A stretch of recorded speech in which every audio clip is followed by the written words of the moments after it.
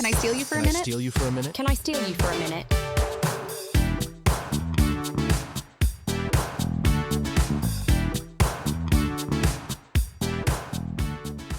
Welcome to Can I Steal You for a Minute, the reality dating recap podcast. My name is Indra Raj. And I'm Mary Bianco. And it's another weird week where we're covering all sorts of weird love reality dating adjacent shows. Yeah. To get us through until the bigger ones pop off this summer. Oh, should we talk about Luke and Tayshia really fast? Yeah. Okay, so this is like the only newsy thing I think that really happened since last week. Luke Gulbranson and Tayshia Adams have split after 2 years. I feel like we were just talking about them. I think we just gave an update about them. Right. Like being so private and hot that it would probably last forever. And then here they are broken up. Right. And like people have had suspicions. I guess like Luke did an event where he said he was single like a month ago and some other things. So now the whole story is like this was a relationship that actually was kept private successfully. So it can be done and maybe other people should follow suit. I mean, to each their own. I don't really care. Like, I love knowing all the gory details. 100%. I'm also like, if a commodity that I had to offer the world was like my dating, I would probably think about it. Like, if it could make me more money and that was my job. I don't know. Yeah, there's like no kids involved. It's just you and your partner, consenting adults. Like, although, you know, I can see it for them. It's them too as like, people are interesting because like Luke seems to torch every friendship relationship he has like in one fell swoop. Like we've seen it time and time again through his time on Summer House. Like he'll take someone back to his house is he from Minnesota? And inevitably something goes wrong there and then they're not friends anymore or they're not in a relationship anymore. It's the weirdest thing. Like it happened to Brian Benny. Brian Benny, so random. Craig, Austin. Yes. Sierra was the first. Like Sierra was the first. Hannah. All of Hannah too. And like we see pictures of him and Ashley Darby in this Minnesota house. And I don't know when they broke up, but like, was it Minnesota? Oh my God. I mean, what is going on in Minnesota? It's something weird is going on in that house. Like, I think that Hannah kind of hinted at this. And I think my friend Lauren had a theory that like he's too into his activities at the house. Yes. And he's like so strict about them and so weird about them that you just see him in a different light. You're like, oh, you're a total control freak. This is the weirdest vibe ever. That was exactly what I was gonna guess that it is. So the fact that other people feel the same kind of confirms it. Like, I feel like he likes things just so in general, but then definitely on his home turf, he almost feels like emboldened to like actually know it does need to be this way. And if you don't fall in line, it's like not going to work. And that's a real turnoff for people. Like, you know, you got to go with the flow a little bit. Yeah. And he just can't. No. And I mean, the thing, like Luke kind of sucks. I think the only thing going for him is that he's like very good looking. Yeah, and like he knows that, so that kind of like also adds to him being like this specific way. You know, he's very handsome, and so he's just also an asshole. Right. He has dated very hot women. I mean, we're talking Sierra, Ashley Darby, and we are going to talk about Bravo's Love Hotel. So that is actually on topic. And Tayshia, like 3 women who people cannot shut up about how beautiful all of these women are on every single show they're on. The first thing, it's like, I don't have much experience with Ashley Darby because I haven't watched Potomac at all. And so she came on the screen. I was like, holy shit. Like, she's gorgeous. Who are you? She's gorgeous. She just like, and you can tell it's not just like, oh, she looks good or it's because she's wearing a lot of makeup or she styled things. She's just like a natural beauty. Yeah. Same with Sierra. Same with Tayshia. Like, I'll just will never forget when Tayshia replaced Claire as the Bachelorette. That moment. And all the men were like, hell yes, let's go. All the guys were like stunned. She walked in the room and she was like, hi, I'm Tayshia. And they were like, upgrade. They just started clapping. Like, started clapping. Yeah. So, I mean, but then there's also Tayshia, who I feel like sometimes gives me similar vibes to like, maybe not like control freak, but like controlling tendencies. very like in control of her image. Yes. Like there is no room to be flexible or messy at all unless it's like very calculated messy. Like it's very curated. Right. I think she tries really hard to be like chill and cool, but underneath it all, she's like pretty tightly wound. Yeah. Which like same. So. Yeah, fine. Same. You're being talking chill and cool to like the overrated. Yeah. So that's not any shade, but I think like it's interesting because she's had several relationships herself that have been fairly serious and have not panned out. How old is Tayshia and Luke now? I don't know. Tayshia Adams. Let's see here. Tayshia's 34. She's still so young. I always forget how like young these people are. Luke is 41. What? Yeah. I mean, this man is hot. I guess 41 shouldn't surprise me. Like, Kyle's like almost 50 years old on this show. Like, Kyle? 50 years old is an exaggeration, but whatever. But not really. I think he sorry, is 45. Little Summer House tangent. Like, yeah, sorry. I have been watching over a little bit because Patrick watches and I dip in from time to time. And I always think show on TV right now. Yeah. Besides Battle Camp. It's pretty good. Like, that's a good season for sure. And I mean, I'm just like, do you think him and Amanda will ever split? No, but I will root for it every single day. Like, Can you imagine Ethan coming home at 5:30 a.m. and then being like, why don't we have a baby? I know. Like, are you joking? Do you are you wonder kidding why me? Amanda like doesn't want to have kids? Like, that is not the type of partner that you need when you're having an infant. Like, I don't know where you're gonna wake up and you want to have a child with me. Like, that just sounds like it's something that's evolved for her. That is, I respect everybody's decision to wait as long as they want. Like, these women all have means, so they can freeze their eggs, they can do embryos, they have a lot of money to figure out their own timing. Right. But I do think part of it is specifically Amanda knows that she should not have children with Kyle because she knows he is a child himself. He will never grow up. Like, she's just going to be taking care of him forever, and he's a total asshole. Like, I just don't really see what is good about their relationship anymore, other than it's like them together on Summer House. But and a parallel story that's actually also a little bit newsy that I just saw on our feed or something. Maybe I think it was in the past week. It was Ariana Madix giving an interview where, as we know, for years and years and years, when she was in a relationship with Tom Sandoval, she said, "No, I don't want to have kids. Like, marriage and kids, it's not for me. I don't want to do it." And all of a sudden, she's kind of changing her tune with her boyfriend now of 2 years. Yeah.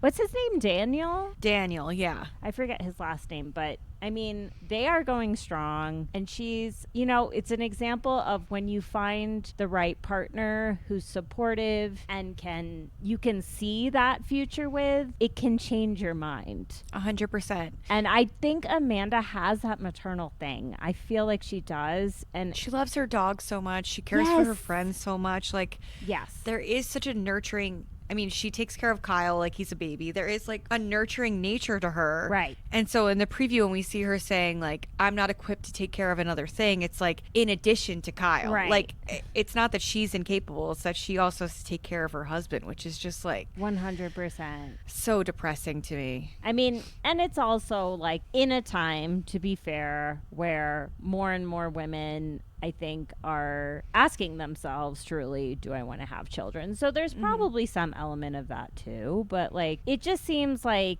the whole thing is unfortunate. I sort of feel like they will be together for longer than they need to be. Maybe forever. I don't think they'll divorce until they are off the show. Like, I think as long as they are on Summer House, they will stay together. Because it's like, Andy's like, oh, do you have any relationship advice for Lexi and Jesse? And it's like, well, don't ask Amanda and Kyle. Like, they were in a situationship for 3 years. Like, I'll never get over him being like, I haven't flirted with another girl in months, and she said we've been together for 4 years. Oh my God. It's like, how do you marry him after that? I mean, that's the other thing is like, we all know that Kyle serially cheats on Amanda, just like all the time. He probably doesn't even remember it half the time because he's so fucking wasted. Like, wait, are Jesse and Lexi still together? No. Okay, I was gonna say, what the fuck?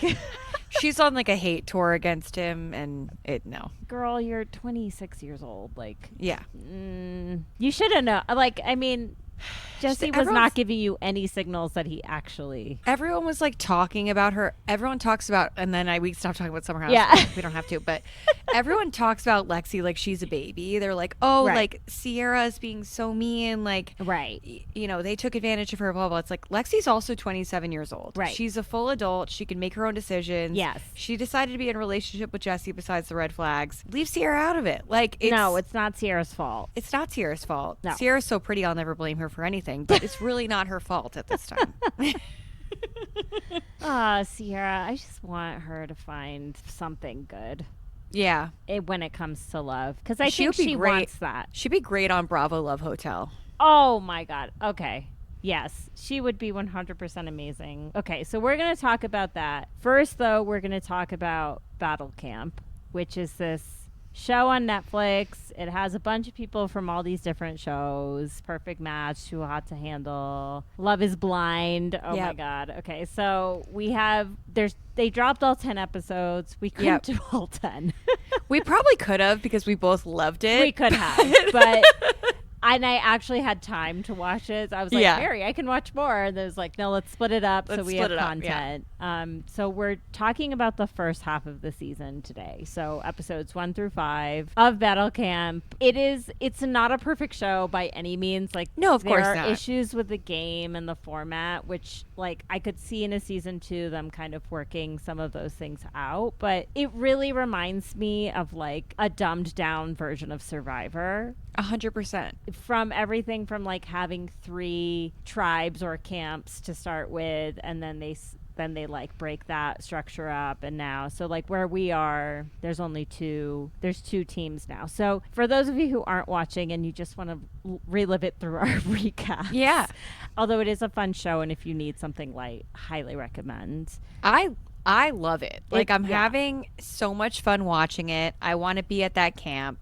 Yeah, the set is like cute. Like They the whole crushed it. thing is cute. Where did they film it? I was just reading that it's in Mexico. They built it from scratch. Oh. Like they made this camp, because I was thinking that the specifications of the camp were like very Netflix. Like, Right. It felt like The Circle, but camp, Right. with the design of everything.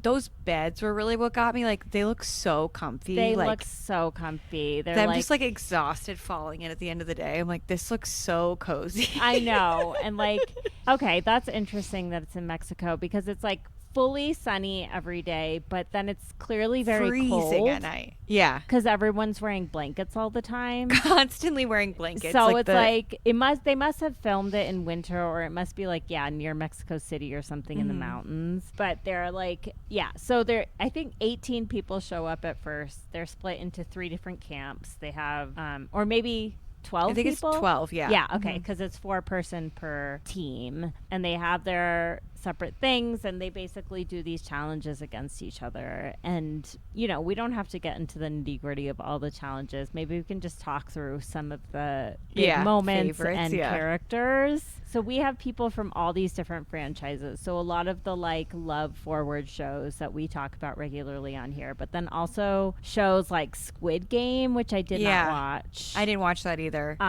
What was The Circle? The Circle. I do watch The Circle, although I didn't And The see Mole. Shuby's season. Yeah, Shuby's the best. I mean, what a fan favorite. I'm always happy to see Shuby. Like, Everyone I think that loves him. I think there's a chance he could win Yeah. this show because he's just so beloved. Like, Yes. and smart. Like, and Yeah. But a lot of the challenges on Battle Camp are very physical, and Shuby's not like. Yeah.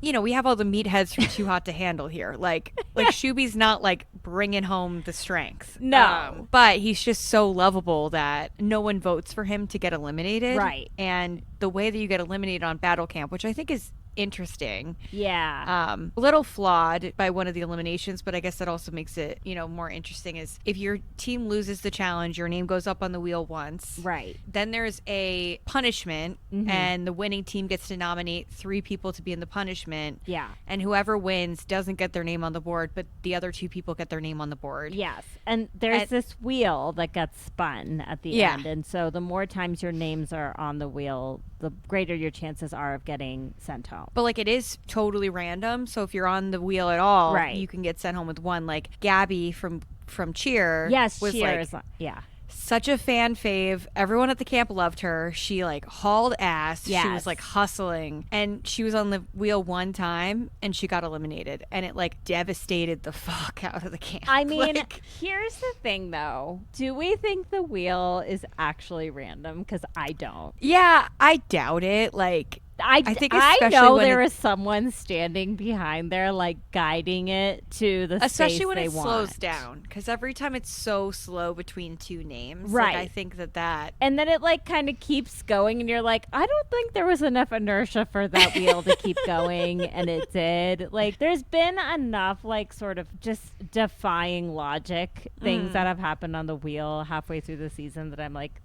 this is rigged a little bit. not sure. Yeah. But it is also like, yeah, it's not always like you can be on there once and go home. So Yeah. you never want to have your name on the wheel. People vote for each other to put themselves on the wheel. It's like the voting part of it is like Survivor-esque. Like, are you going to go with your group or against them? But I definitely think like out of these games where, you know, it's sort of like they always say on Survivor, it's like outsmart, outwit, outlast. And it's like similar vibe here. Yeah, they even have like a similar 3-part phrase where like be unbeatable, Right. unhateable, and on something else. Yeah, and it's like, you know, strength, smart, Yeah. and social game. You need to have like the trifecta. I feel like the social game is so important on this show, though. 100%. Like, if you are disliked for any reason, it will spread like wildfire and people will turn on you. And, like, we're seeing that, like, there's one guy from Squid Game named Trey who gets a little snaky and, you know, everyone finds out about it and everyone is, like, getting ready to vote his ass out. Yeah, because he was on the yellow team with Louis from Too Hot to Handle, who's also Miguel from Love Island's best friend. Oh, stop. Yeah. Wait, Yeah. are you serious? Yeah. I love Louis, by the way. I loved Louis. I did not like him on Too Hot to Handle. He went on twice. He Okay. was like a menace on both, but he was like really sweet on this. He Like, was so lovable and like charming, and I was like, oh, he's totally hot. he's so hot. And we have Trey, who's on Squid Game, who's like, I think a very stereotypical looking like Survivor contestant. Yes. Like He's clearly, playing like, Survivor on a game that's not Survivor. 100%. Loves to like rock climb and like is very skinny strong. And Yes. and I didn't watch Squid Game either, but apparently everybody loved Trey on Squid Game and hated Lorenzo. Oh. And then now it's like flipped because Yes. Lorenzo is playing like such a likable game. Yes. Where he's like everybody's friend on this. Yeah. And takes it for the team. And Trey, in one of the more surprising moments, like goes up to Polly from Selling OC, who I can't stand, but Yeah, agree. more on Selling OC than on this show. But and Polly's like, I'm voting for you, and he's like, vote for Louis instead of me. And then she tells everyone that Trey turned on Louis, and he is really snaky. Like, it's really hard to see him say Louis was my best friend and then get more votes for him, and then Louis gets sent home. Louis gets sent home, and Louis on the way out says the only way to survive a game like this is to have a friend like Trey. Oh my God. And it's like, I don't think we're going to get a reunion, but I would love to know what Louis thinks about this. Well, I saw that Georgia went on the Vile Files. I saw that too. Which means she probably goes pretty far in the season, if not wins. I mean, which would be surprising. Although, who knows? I don't know. The whole thing is very interesting. Also, does the host have a glass eye? I don't think so.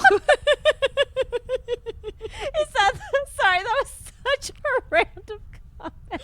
Not that I've noticed. I but feel like one of his eyes. Okay, will you Let me please see. look at this for the next episodes and tell me what you think? I don't know who this host is. He really reminds me of someone I was friends with in high school who is one half of the band 303, Sean Foreman. Like, they look the same. Really? Wait, I Um, love 303. Wait, hold on. 303 or 305? 303 is the band that wrote those cringy songs. and She the- wants to touch me. Whoa. Yes, yeah. Oh my God, I love that band. Oh, you Well, because I grew up with them. I was like in Right. like Leighton Meester was like my queen, and they had a song with Leighton Meester. Oh, they did. Yeah. Oh, Yeah. That's interesting. Good Girls Go Bad. Right. So. According to Google, he doesn't have a glass eye, but he did have a steroids controversy and Oh. a botched ACL surgery, and he's suing his doctor. Okay. Well, that has nothing to do with his eyes then. I don't know. I swear his left eye, like, is there something? Maybe it was the steroids. Yeah, probably. Well, because Ethan was like, "Is that Taylor Lewin?" And I was like, "Yeah, it is. How do you know him?" And he was like, "Oh, I barely recognized him. He was like a big boy. Like he was like 100 pounds bigger than he was in the NFL." Oh, he's he's an NFL player? Yeah. Oh my God. Yeah, What it a- was like huge, Ethan said. I mean, all of that said, I like him. I think he's a good host. I do too. And he's very like caring about the cast. Yeah. Like he calls everybody brother. He like wishes them the best. Like He has little I like him nicknames too. for people. Yeah. Yeah, he's kind of fun. That was a good choice. As someone who had like no idea who this guy was, I was like, yeah, I'm into it. It works. He also fits like the aesthetic of the camp really Right. well. Like he's Yeah. a very well matched host to there. Like I think he reminds me in a way of like TJ Levin from the challenge. He was like a former BMX champion, and he like wears like backwards hats, and Right, he's like right. very like broy with the contestants. Yeah. And it's like is a little bit similar to the challenge in that way, where like Right. I always forget the challenge started as people from Real World and people from Road Rules competing against each other, like same as Battle Camp. right. So see if it happens. I mean, yeah. So it is sort of like this, as it happens on games like this. It's like the strategy people are using to vote people out. I find pretty dumb. Yeah. Like at times, I mean, they have voted out some of the like big, strong people, which I think is smart because it sort of levels the playing field in the strength challenges. But otherwise, it's just kind of like, what are y'all doing? But okay, so we have to talk about Irina because it was just like this girl. Okay, so Irina is like she's iconic in a bad way from Yeah. Love Is Blind. I mean, Yeah. the way she treated our King Zach, who is now so happily married to Bliss with a Yeah. baby, like just exactly where he should be, but chose Irina first, and then she treated him like literal garbage. Like it was so hard to watch. I'm just so happy he found his love story after that. But we were all like, we saw enough of Irina that season that it was like, this girl, there's something a little off here. Like, Yeah. she's very egotistical to a point where it's like clinical. And she doesn't like connect with people around her. Right. At all. And that was really an issue for her on Battle Camp. Yes. Because she got voted out solely because people didn't like her. Like a lot of people, it's like, well, you know, one team in the beginning, was it her that was voted out first? No, it was Lexi. Oh, okay. Because she made Yeah. a mistake in the challenge, and what's his name? Tony. Yeah, decided she was a weak link. Yeah. So the first vote out was like, get rid of the weakest link on our team. And somehow Tony got everybody to vote for Lexi. Right. Even though it only benefited them because they, you know, then they got like a stronger player on their team. Right. In Polly. And then Irina, they kind of like agreed to move past voting out the weakest player because it makes the team stronger. Right. Everyone was just like, yeah, we don't like her jokes. Yeah. Like, they don't land. No, but she also like totally fucked her team over in the challenge because she kept thinking it was like one of those ones where like your teammate has to answer a question about your team, and it was questions like who's the most egotistical, who's the prettiest, like who's all these things, and like she basically thought every answer was like about her. And she like forced it that way, and then they lost points because it wasn't about her, even though she insisted that it was. And like it was just like, oh yeah, everything I thought that you were, Irina, you are. Yeah. And she had these fake tears at the end, and she's like, I know I'm gonna come out a better person from this, and blah blah blah. I really wanted to show people who I really am, and I'm like, you showed everyone who you really are. Yeah, we saw it. Like, especially when everyone was like, Irina, you should be in the booth, like, Right. making the predictions. And Yes. after and she's like, no, She's no, like, I don't no, want I to do can't do it. I don't want to put myself out there. after the challenge, after they've lost, she turns to Georgia, who was in the booth, and she goes, I think I maybe should have been in the booth. Oh my God. No, she turned to Gabby. Oh, turned to Gabby. And Gabby was like, are you fucking kidding me? Gabby was like, you said you didn't want to do it at all. Like, right. It was so bad. And then Gabby was, it was nice. I love the cheer girls. They're really sweet. Two good ones from cheer. They did. Because you love Gabby, and then Morgan is now on it too, and you gotta love Morgan. And it's fun to just like, it's fun to see all these people meeting each other, and like some of them know each other, some of them don't, but most of them know, at least like know what show they're from and stuff like that. Who else is like notable to talk about? Well, Louis and Bree. Ooh, yes. We got a little love story. Eliminated. Yeah. In a double elimination. But Louis and Bree, I mean, the minute Bree came in, it was like, oh, we're going to sleep in the same bed. Yep. Together. We're going to sleep in the same bed. We're going to make out in bed. Right. Totally. Like, I don't know. Do you know anything if they're still dating? I don't think so. I would doubt it. I would doubt it, but they seemed like they had a really good time. It was like total fling energy. Yeah. I think Bree was kind of falling for Louis a little bit, which like I understand. The man is hot and charming and all the rest, but I think it was more of like a fun thing for him. But also Trey, who's also been voted out, he was like hitting on Gabby hard. Or not Trey, sorry, Tony. But Gabby's like, this isn't going to happen. I have a boyfriend. Like, yeah. Gabby literally brought a Bible with her to battle camp. Like, she's not going to, like, hook up with you, Tony. No. Like, this is not the vibe. But it is interesting to see, like, a little bit of that romance angle happening here and there. Yeah. I feel like I don't understand this game. And it's one of those things where, like, even now that they're getting to the end of the season, the rules will change. Like, we don't actually even know how it's all going to work. So it's hard to predict like who will win. It was hard to know what was going to happen when they had the 3 teams, and every time someone from a team got eliminated, they replaced them with somebody that was like usually stronger. Right. I was kind of like, so could someone who got here really recently end up winning? But then in the last episode that we watched, they divided the teams into 2. Right. And they brought in 2 team captains who are the final additions to camp. And so I'm guessing that it'll eventually turn into individual gameplay from the 2 teams. Right.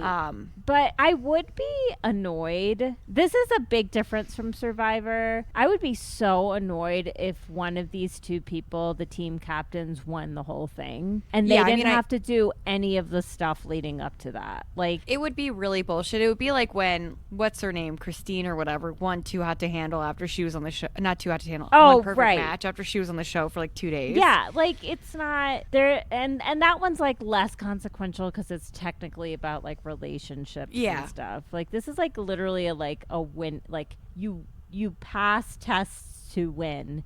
You get through these wheel spins, like all of these things, and then it's like, oh, this person got to skip like the first 4 episodes.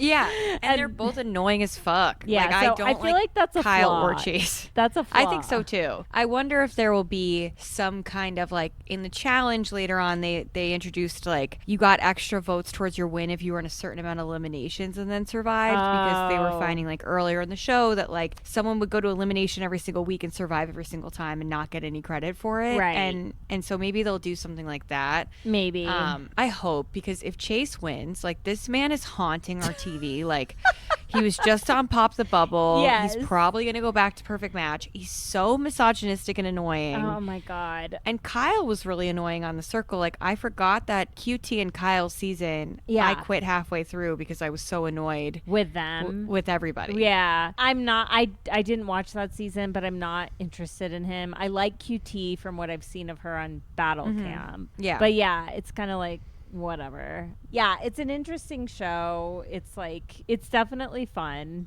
And it'll be interesting to see how it ends up. Yeah, I think, okay, so we have to talk about this challenge where we left in the middle of it because Mary and I were texting about it because it's just...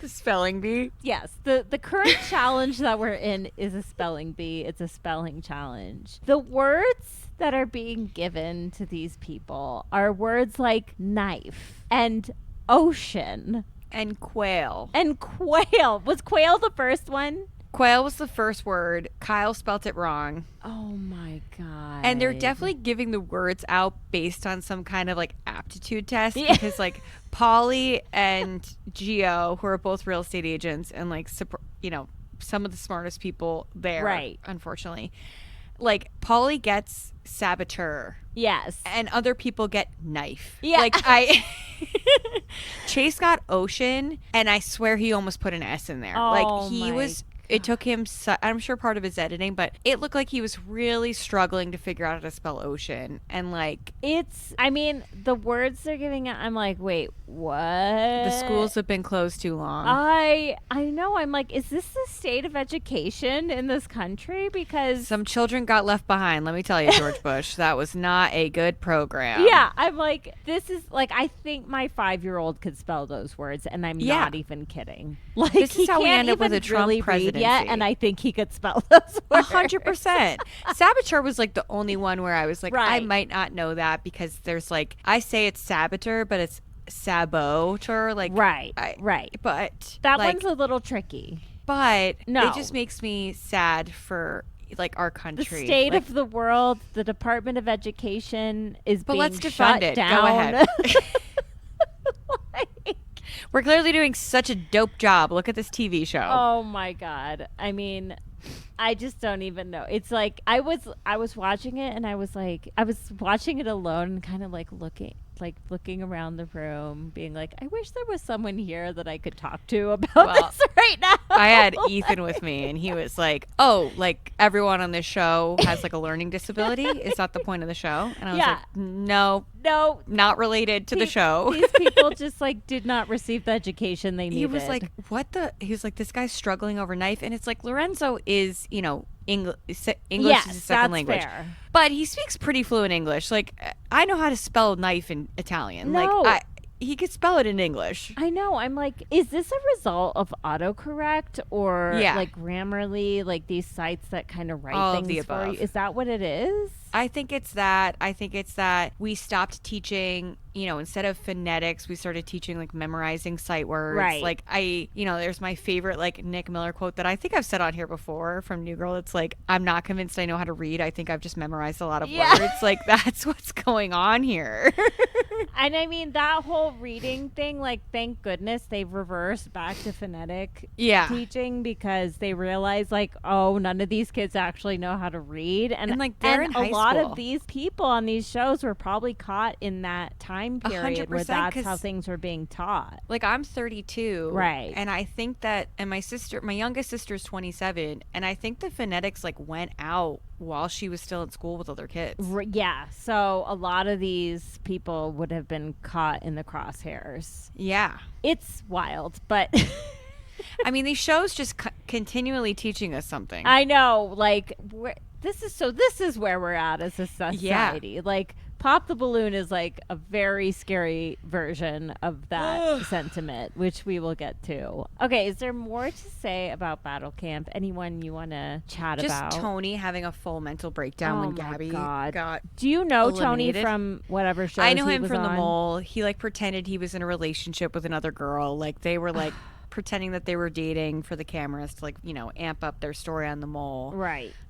He was good. He was pretty good at The Mole, but I think a similar thing was like his undoing was that he was very cocky and thought he was always 12 steps ahead of the game and lost sight of like people still have to like you on these shows. Right. Like The Mole, though you have the goal of trying to vote out The Mole, like popularity does play in as well. And Tony self-eliminated because he saw himself on the board a bunch of times and was like, well, can't undo that. I'm going.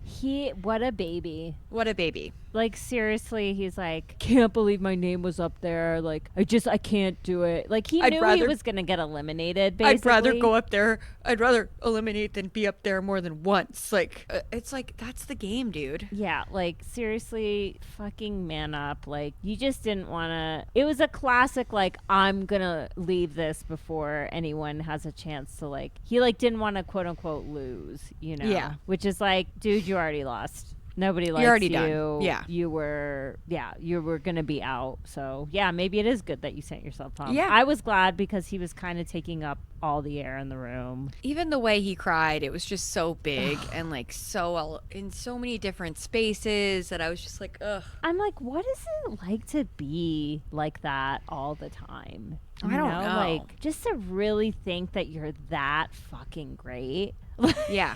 Like, he has no sense of humility, like not even an ounce of it. Not at all. And like, I think I'm like extroverted, but then I watch people like him on TV and I'm like, I really don't put it all out there like that. Like, that is another level. Yeah. It's like extroversion combined with extreme egotistical, like narcissism type of thing. That's like, it's just like a gnarly combination. Very glad he's gone. I like a lot of the people. Me too. I want to see more of Shuby because I just more Shuby. He's so nice. But it's true. Everybody loves him. He's just great to be around. Yeah, everyone you can tell like they just like have love for him from knowing him on TV, and it's just kind of sweet. I do know so Nick, beloved. like the one season of The Circle that I watched all the way through. Oh yeah, Nick was on. And I did not like him on The Circle. No, and then we didn't like him on Perfect Match either. And so when he was on the board a lot, I was like, okay, good, like get rid of him. And then he was spared by the Louis and Bree elimination. Perfect Match? I don't know. I feel like he kept trying to make something happen. I feel like he got rejected a lot. I feel like was that on the season I watched? Maybe it was, and I just think it was season totally 2. Can't remember. Oh well, then I don't remember. The only thing I remember was like Izzy just being a total drunken mess, being a creep. Yeah, and just creep. Always, just always being a creep. So yeah, that's Battle Camp. It's really cute. Again, highly recommend if you're just looking for something light and kind of adjacent to a lot of these shows with some strong characters. And yeah, even though there's a lot of spoilers in what we just said, we did not spoil the second half of the season because we haven't seen it yet. So yeah, exactly. You could watch that and theoretically enjoy it. It's like not like Love is Blind, which felt like such a slog to get through. No. This like flies by. I couldn't believe I was at the end of 5 episodes when I got there. No, it's really fun. It's really fun. Okay, so then let's talk about this new show that Bravo has brought to our lives. It's very Bravo. It's called so Bravo. Bravo's Love Hotel. It's 4 housewives looking for love at some villa or something. In Cancun. Yeah, in Cancun or whatever. And the host, I don't know who the host is, but his point of view is that he's a Bravo fan. Not only is he a Bravo fan, he's a Real Housewives fan. And so it's basically like a Real Housewives offshoot because all the women are from the different franchises of the Real Housewives, like big names. Big names.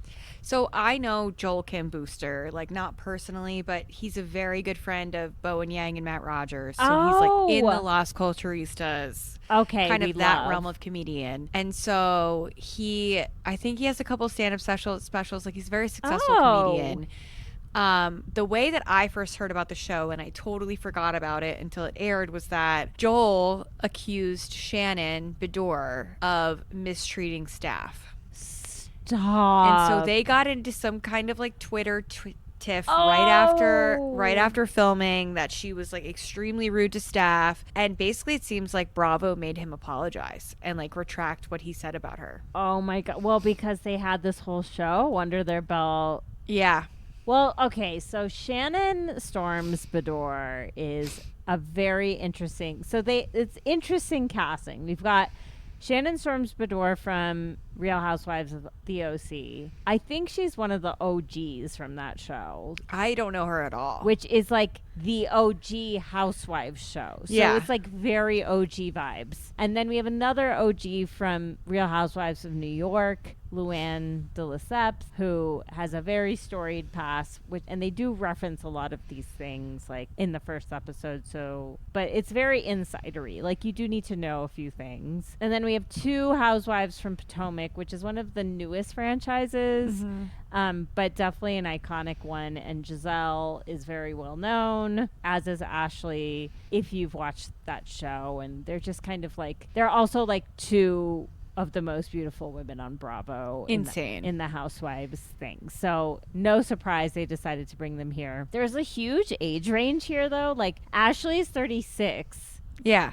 And Shannon is 60. Well, I think Luann is in her 60s, too. Yeah, let's see. How old is Luann?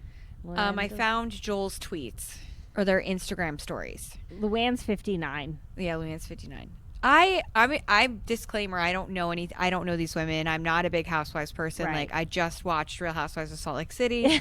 It was iconic. I would have loved to see I would have loved to see Heather Gay here, but I feel like because she's still on her show, maybe she wouldn't. But sort of the Potomac girls, so I don't know why she wasn't there. She would have been a good choice, though. Because She she's would've been like so ready fun. to date. I mean, I don't know what's going on with her now, but she's always down for. She's always ready to date. Right. So, like, I don't know Luann outside of, like, hearing about her cabaret shows. Yes. Like, on Las Culturistas. Right. But, like, she's a fascinating person to watch. Like, there's Yes. something very, like, regal about her in a weird way. Like, Well, wasn't she married to like a prince? well, she's, like, Countess or something. Yeah, Countess Luann. Countess She's Luann. 5'10". She 5'10". looks incredible. Like, yeah. She wears hats for, like, sun protection. Like, her Right. clothes are great. I was like, I understand what these men are seeing in her. Right. Because, to be honest, at first, when I just saw that, like, Ashley and Giselle were there, I was kind of like, No one has a chance here. like, are these other women fucked? Right. But then, like, it's really Luann Right. who has the men, like, eating out of the palm of her hand Right. just because of her energy. Yeah, she has a big personality. Okay, so an interesting thing that was referenced with Shannon but not with Luann, and I haven't kept up with Luann, but from the seasons of Roni that I watched with her on it, she has struggled with alcohol addiction. So, like, she went to jail at one point for an alcohol infused incident. Iconic. And has definitely, like, one of the seasons I watched, she had stopped drinking, and it was like a big storyline for her. So I think that was the last time I saw her, so I assumed that she was still not drinking. But then on this first episode, you absolutely see her have a glass of champagne. Yeah. So she's And she definitely didn't- back to it. She didn't mention it the way that Shannon did, where Shannon was like, Right. I got a DUI because I was so drunk. And Right. it's interesting. I think it's like always that Bravo is always kind of like skirting around a lot of substance abuse Yes, issues. yes. And so it is interesting to have two women who have and like Shannon's history is like pretty recent with the DUI, right? Like, Yeah, I mean, like, Shannon, I feel very confident saying, like, she has a drinking problem that is well documented. I mean, I would say the same about Luann. Like, they both probably should not be drinking. And it's interesting to see that both of them still are. And Luann hasn't talked about it yet, but Shannon, it was just kind of hard for me to watch her talk about the DUI, because you can sort of, if you've seen her on the show, it's like there is that element of like making an excuse for this behavior, trying to say to this person who doesn't know her that, like, this isn't how I am normally. And it's like, I don't know if that's true. well, to be like, well, I would never drink and drive, but I did get in my car and I hit a Right. planter. And it's like, so you do drink and drive. Like, Right. you can't open it by being like, and I would never drink and drive. And then the end of the did. story is that you got a DUI. And it's like, yes, you only hit a planter, but like, you could have killed somebody. Like, No.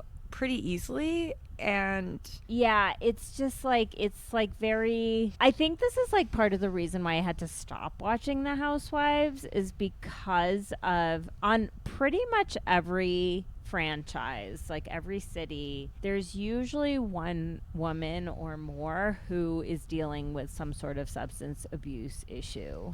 yeah. And it's this fine line, and on Summer House too, like, it's this fine line of allowing that to be documented and almost exploiting it in a way that makes me feel like they're not really looking out for these people. Maybe not encouraging the behavior, but not doing anything about it and sensationalizing it a bit. And also, like, covering it up, but allowing it to still happen. Right. Like with cocaine on Vanderpump Rules. And I'm Yeah. sure, as we will later find out on Summer House, just based on some of these pupils that I see. Right. and just like staying up until 5 in the morning at 45 years old. Not to say any specific person is probably doing coke, Right. but like not ever showing them doing coke, Right. and not ever like showing the backlash to it. Instead of just it said it's just kind of like Right. they're using it to make them look like fun party people, but like it's not about the pasta. The pasta's like never in the room. Right. And like it's kind of the same with like alcohol here, where they don't always show them like getting super drunk, but then we see the fight, you know, and right. Or we see the stumble. Yeah. You know, like they even in this first episode of Bravo's Love Hotel, like show Shannon like stumbling a little bit. And like it was total B-roll that did not need to be in the episode, but they put it in after she had talked about the DUI as a way to just sort of be like, hey, are you noticing this behavior? Like, look, she's a drunk, you know? Yeah. And it's like something about it feels really icky to me. I don't know. It's something that's throughout Bravo. Like she's 60 too. So it's like Right. it's hard to watch. Like she's probably had a drinking problem for like 30 years. Yeah, like for decades, literally. It's hard to watch, and it's also like, but also what is their place? Because at the end of the day, Right. they are filming kind of a documentary. Like it It is is. sensationalized, but like you're not supposed to intervene in a documentary. Like if you're doing one I know. about housewives, being drunk is a big part of being a housewife, and what is really your responsibility to intervene? Yeah. And I don't know. Part of me is just like, it's interesting that they chose Shannon and Luann for this. Yeah. With those storylines and just, I don't know. I think I'm hypersensitive to it. Yeah, Joel's Instagram story was just because you're a pathetic drunk on a reality television show best known for a string of failed relationships and a DUI does not make you a star and does not give you license to treat people you work with like they are subhuman. Joel quickly indicated he was told to delete that. He added, "Don't regret it. Hope you screenshot it. Hope she suffers."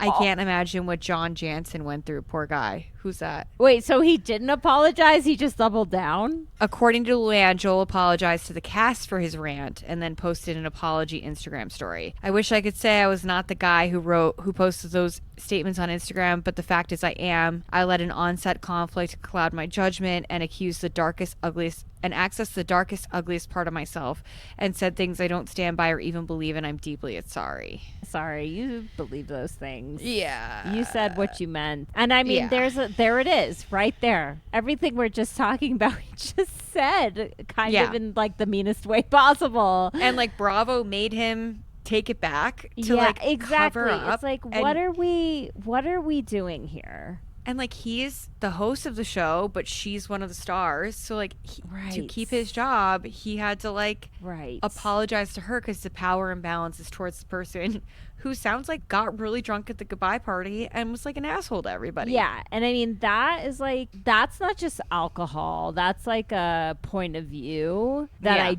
really like. Same, I would probably have gone off just like he did, you know. Like it's really tough to see wealthy older white people treat like servers and staff like shit. It's just like, don't do that. And and I'm not surprised it was Shannon doing that. Of all these women, I'm not surprised it was her. Like, I think they all have an element of whatever. Like, I did not like the part where, so part of the first episode is the women get to choose a guy to take on a first date, and they have to ask the guy on the date. And these women were all losing their minds about having to ask a man on a date. I don't ask people on a date. Like Giselle was like, I get asked. I don't chase. I get chased. It's like, well, we are single on a reality show just for the housewives. So maybe just try asking a guy out. I don't know. God, just try it, everybody. It's just even like Giselle kind of tricked. I forget his name. Guy she went on the date with. She kind of tricked him to asking her. Right. Like she was like, "What are you doing later?" And he was like, "Oh, waiting for you to ask me on a date." She goes, "Oh yeah, that'd be fun." Like. People have issues with Giselle, and I haven't watched Potomac in a while, and I can see where they're coming from. I like her. I always have. I don't watch Potomac, but like I think she seems really funny and like knows what she wants, which is like refreshing, and she's having fun. She's having fun. She's stunning. Speaking of Summer House, she dated Jason. I saw that. I was like, what? Yeah, it was a BravoCon meetup, as was Ashley Darby and Luke Gulbranson. and everyone lost their minds over that. But again, it was short-lived. Like, Yeah. both of them have had garbage. All of these women have had garbage partners. Well, I was texting cousin Deanna today, and she was telling me about Michael Darby, like, assaulting a cameraman. Yeah, like grabbing his ass. Yeah. Yeah, that was like a big story. He was just notorious for getting like shitty drunk and being a total creep on set in various ways, including assaulting this like camera guy or whoever it was. How was she with that? I just feel like did you She watch had White 2 Lotus? children with him after that happened, which is just wild. Like the only thing he had going for him, which if this is important to you, it is like he was loaded. I saw pictures of them together and I was like, oh, he better be filthy rich. Yes. Like, and she's so was. Beautiful. He's kind of like a gremlin looking man. Like Gremlin. Like Pipe. Oh my God, what's her name? She played Victoria on White Lotus. Oh. Parker Posey. Yes, Parker Posey. And she goes, you're so beautiful. What are you doing with that weird middle-aged man? And that's like what I was like looking at pictures of them. I was like, I know. Because she's 38 now. She's 36 so she was like now. 36 now. So she was in her 20s when they met? No, totally. And I watched a couple seasons of that show around when she was having kids. And one of the storylines was about how he was probably stepping out on her because she wasn't ready to start having sex again after having children. Why is this such a theme? Why is this the second week that we have to talk about I know. this? We literally just talked about it. We literally just talked about it. Yeah, and it's just like, it's just so disappointing, especially when it's like, I don't know, it just says so much about him and these men. I mean, all of them. Jamal, Giselle's husband, who was like this mega church pastor who she divorced and then got back together with, and garbage. Just all of these men are garbage. Luann, I don't even like know who she's been with, but I know that it's garbage too. Like, yeah, it's just, and honestly, it's like, well, when your perspective is, I need to be asked out and the man needs to have a lot of money, it's like, okay. Yeah. Like they ate a $25,000 taco. Oh my God. What the fuck was that? That looked disgusting. It looked so gross. I was like, I don't. Why are is we it eating just gold? me or like I don't like eating gold? Why are we eating gold? It's just like can we cash that in for some real money? Like caviar I get, expensive steak, whatever. I'm allergic to steak, but like whatever. Like lobster I get. The gold I was just like unnecessary. This makes it look like a bad taco. Also, like, taco is a street food. I just had amazing tacos. They were, sure, it was 2 for $10, but like I live in New York City. Right. Great taco. Yeah. No frills, I'm sure. No frills. Just no deliciousness. Gold, corn tortilla. No, it chicken, looked gross. boom. Honestly, it looked gross. Like, it looked gross. I bet it wasn't good. And it was one taco. You're going to be so hungry after, and your bill is already $50K. Oh my God. It was weird. That was a very weird part of the episode. It's unclear to me. Like, it seems like from the preview for the rest of the seasons. I mean, there's not much to say about what happened because, like, basically all the women took one guy out. Most of them did not like the first person they chose. It was immediate. Like, Luann got the ick right away. Right. She was like, I feel like he should be kissing me now. And it was like the smallest Giselle kiss. was like, nope. Yeah. Shannon isn't attracted to the guy, but I think she likes his vibe. Well, he's like the life of the party kind of guy. He definitely is like not very serious though, and it seems like they're kind of on the same wavelength in terms of liking to party. He's the widower, right? Yes. And so he's just looking to like have fun. Yes. Which I respect. No, totally. And then Ashley just wants to get laid. Like, yeah, she liked Wale. Wale was hot. Yeah, he's like one of the few hot guys there. There's a couple silver foxes. Yes. I felt weird. It just feels weird to me watching like a housewife who's younger than me. You know, like Ashley's a few years younger than me. It doesn't seem like she should be younger than you. No, right? Not that she right? looks old or anything, but there's just something about the title of housewife that I'm like, Yeah. oh, you're 45. Like so all the housewives are older than me, right? Like that's how Yeah. I feel like it should be, and yet she's younger than me. And then Wale is also a year younger than me, and I'm like, this does not compute. No, But luckily they're like the youngest on the show by like a lot. Like everyone else is like 50, 60 years old. Right. And that fits more. I was just kind of like, yeah, when she said she was 36, I was like, huh. Yeah. So she definitely wants to like have sex with that guy. Yeah. Whether or not they have a real connection, we will see. But there's another guy that she's potentially interested in, so we'll see where that goes.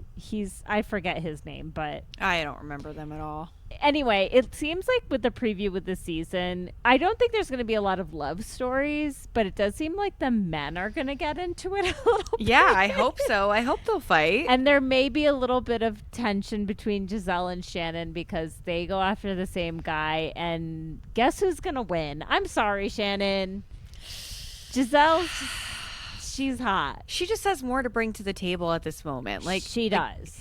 Shannon seems very fragile and very shaken up by what she did still in a way that is like not conducive to having a relationship that's going to be on TV. I don't think Shannon has taken care of herself in a real way in years. I think she's really lost. And I think that's obviously not conducive to like finding a relationship. And like these guys, whoever they are, we don't really know them. I'm not going to pretend like they seem like the best people on earth, but most of them have lived enough life, I think, to be able to see when someone is available or not. And Shannon doesn't feel very available to me. No, there is like a distance behind the eyes that I think is like not There's great. A sadness. Yeah. Which is like, I feel bad for her, but like that's ultimately like not great TV. It's a bummer. It's hard to watch. It is. Like, on the longer seasons of Real Housewives, you get to know them more. Right. They have these friends that have been like built in for years. They support each other through whatever. Right. It's hard to watch it on this show that's like supposed to be like light and fun and let's see which housewives like fucks a rando, like our civilian as Ashley referred to them, and it's just not that vibe with her. Right. I wish it was Heather. Yeah, Heather would have been great. Heather would have been great. Heather drinks too much too, but she still seems on top of it. Like the drinking is not on top of her yet. Right. Like she's not like totally crossed into, okay, maybe you shouldn't be doing this anymore territory. Heather likes a party, but it's not. Yeah.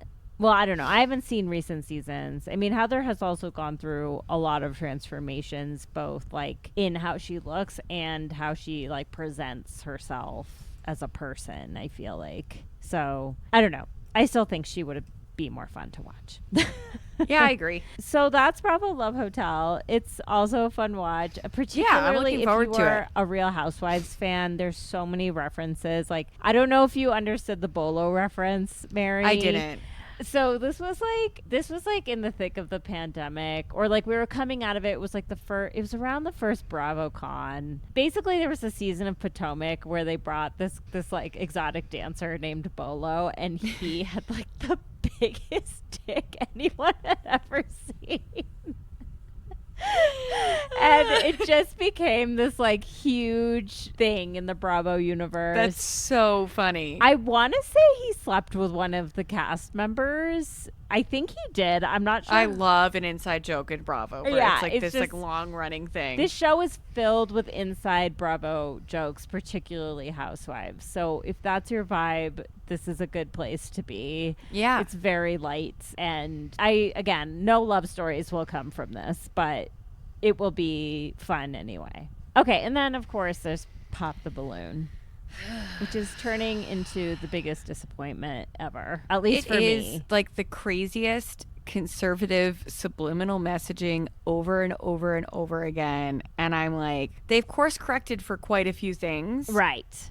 But they're not for that. So no, I mean, all the people, it's making me very happy that I don't live in LA. Same. The people there basically, I mean, I guess this show was kind of self-selecting. These are the people who want to get famous, so there's that perspective, but it sort of feels like everyone in LA is like kind of trying to get famous.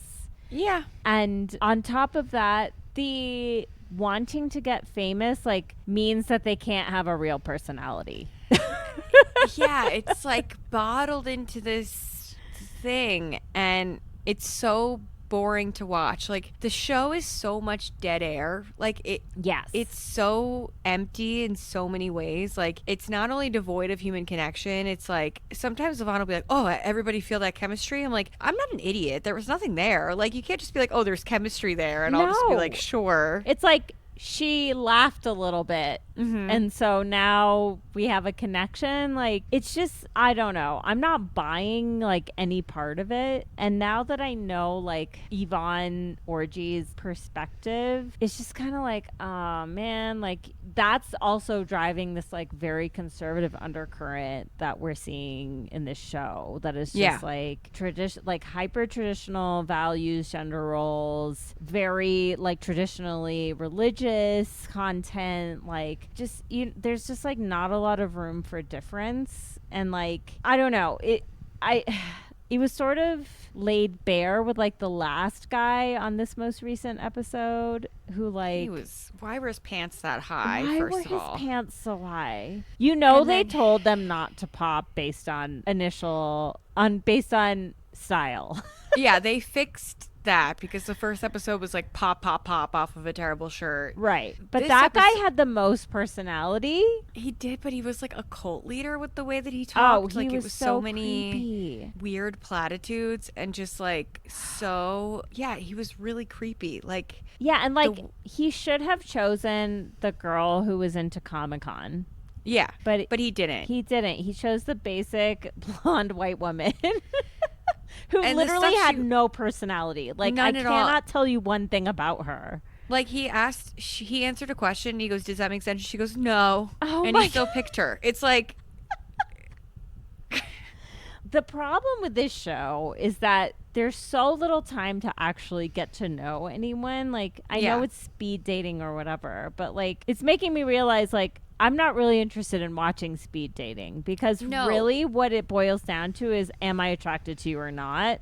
Yeah. Because that's all you can really know within like a 5-minute period of time. Yeah, and I think it's just like the cast is just so boring, so on board for this weird right gendered conversation all the time, where like the interesting part of Pop the Balloon is like a YouTube series, is when you get these like really smart people who are willing to do like a 5-minute YouTube clip, and they all pop the balloon because the guy said something really misogynistic. Right. And instead here it's like, oh no, that's right, like that's a good point. Like when he made the comment that was like, if you expect the princess treatment, right, I'm gone, and half the girls pop their balloons. And it's like, and then he spent the rest of the time apologizing for saying the princess thing. And it's like, you said what you said, and also that's fine. Like, and what he meant was he wants both the woman and the man to bring equal all sorts of things to the relationship, which I'm totally on board with. Yeah. But then it was like, no one in this room is on board with that, including your host. Yeah. And someone made a comment about how she wasn't on board with it too. Did you catch that? Yep.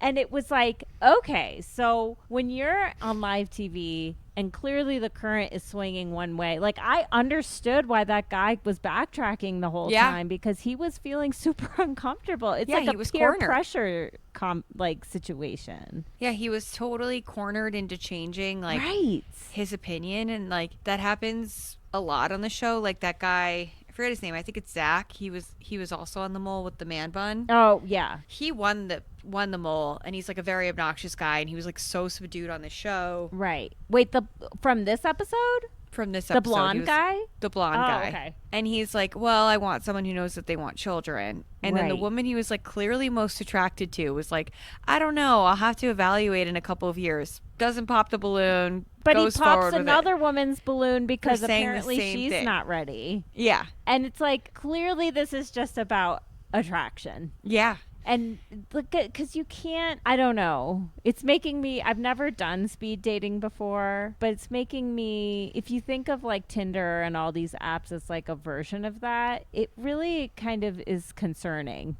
Yeah, it's way worse. Like the snap judgments. Yeah. They're so quick.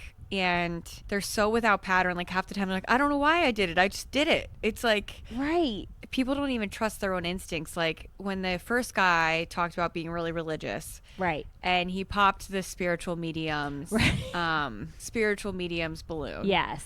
And she goes, well, part of my job is that I see angels. And he's like, oh, can I take it back? It's like, you don't even know enough about her to know that the angels she's seeing are not like angels from the Bible. No. They're like for her specific set of spiritual beliefs. But you're like so wrapped up in finding someone religious, so you hear that someone sees angels. Like, she's not seeing like, Jesus and Mary. No. She's seeing like these other angels that come to her through this other religion. Yeah, like it's so ridiculous, actually, and it's just like, yeah, this show is not gonna last. If it gets another season, I will be actually just like totally shocked. Yeah, it's not. I doubt it. It's not working, and like honestly, at this point, it's kind of on them. Like, I know there are interesting people in the LA area who can have more. Like, who is casting? Like, is Yvonne involved in casting? Because it seems like I doubt it.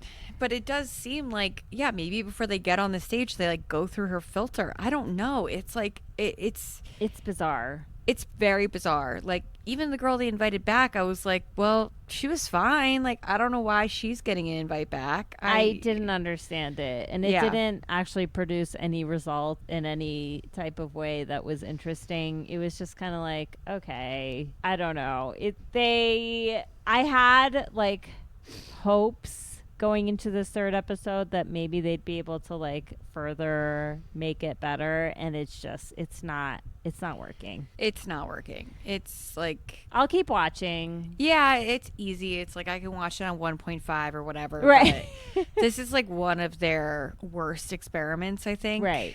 It's a flop. We've watched like a lot of trash with them, and it's not even like, it's just so nothing. It's not even trash. Like, it's it's like, what is this? Right. Like, I had it on and Ethan was watching and he was like, what's going on the show? Like, and then my friend Lauren is texting me. She's like, this is a TV show? I know. I'm like, yeah, this is a really bad idea. Right. You're so right. Like, it's not even trash. That's like not even how I would describe it. It's like, it's not so fun. Because it's live, it's so underproduced that it's just like, why am I watching this?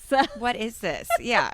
What is anyone watching this live? Like, I would love to see the stats. Like, is anyone God. 9 p.m. on a Thursday, got to watch Pop the Balloon? Like, no way. Yeah, I will not be there. Like, I will never watch this live. Absolutely not. No. Anyway, we'll see if they are able to iterate on it. But I feel like this is the format. There's not a lot more they can change from here. And also, it's like the updates they gave on the couples that matched last week were like really lame. Yeah, I was happy to see Logan, but like, I know they went on some weird dimly lit picnic, and like, I hope Logan like has a career.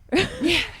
He is the only one who has he's the only one who has a shot of like making it out of the show. I would love to see him on another reality show of any kind. It doesn't have to be dating. It could be anything. Yeah. I would love he's that just too. Like magnetic. We love you, Logan. There's something about Logan.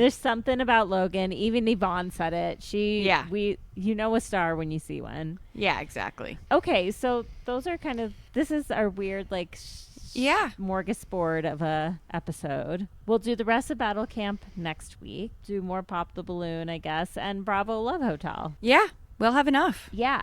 And we're just kind of waiting now for these summer shows. It is almost May, so should be fruitful, I think. Yeah, May. Well, I don't know. I feel like everything's going to start in June. That's my feeling, because I don't think anything has like filmed yet. I know Love Island will be live, but I haven't heard anything about that. Me neither. So it's all going to happen at once. I mean, that's how it always goes. So for now, we're enjoying these other weird shows, and that's how we're cobbling it together. Okay, well, thank you all so much for listening. We'll be back next week. And until then, cheers, lovebirds. Cheers, lovebirds. Bye. Thanks for listening to Can I Steal You for a Minute? Subscribe wherever you listen to podcasts, and if you like the show, please leave a rating and review. Follow us on social media at Can I Steal You for a Minute Pod, and support the show through Patreon at patreon.com/Can I Steal You for a Minute.